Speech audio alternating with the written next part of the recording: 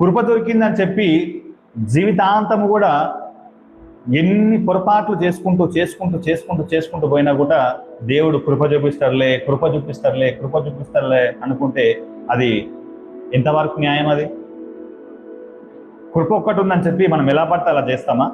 ఎలా పడితే అలా మాట్లాడతామా? ఎలా పడితే అలా మనం ప్రవర్తిస్తామా?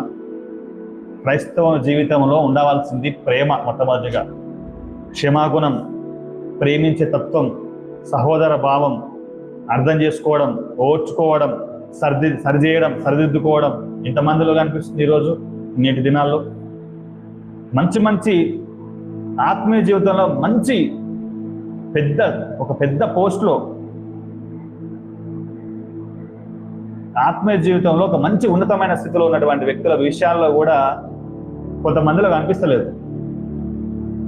ఎవరన్నా వచ్చి పరీక్షిస్తే దేవుడే ప్రభువే మారువేషంలో వచ్చి ఒక వ్యక్తిని పరిశీలన చేస్తే ఆత్మీయ జీవితం రంగు బయటపడుతుంది, తేలిపోతుంది.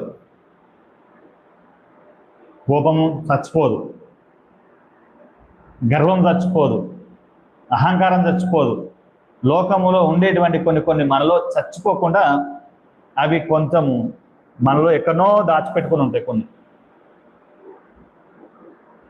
ఎక్కడ అటువంటి పరిస్థితుల్లో ఉంటే ఎలా మనము పరలోకానికి వెళ్తాము? అటువంటి ఇతరులను క్షమించలేకుండా, ఇతరులను అర్థం చేసుకోలేకుండా, ఓర్చుకోలేకుండా, నీ శత్రువును ప్రేమించమన్నాడు, నేను హింసించే వారి కొరకు ప్రార్థించమన్నాడు. ఈ లేఖనాలు మన జీవితంలో నెరవేరకుండా మనము కానాను యాత్రలో, ఈ పరలోక యాత్రలో మనము ఈ పందెప్రంగము, ఈ పరిగెత్తేటువంటి పందెప్రంగం అందు మనం ఎలా నెగ్గుతాము, ఎలా గెలుస్తాం?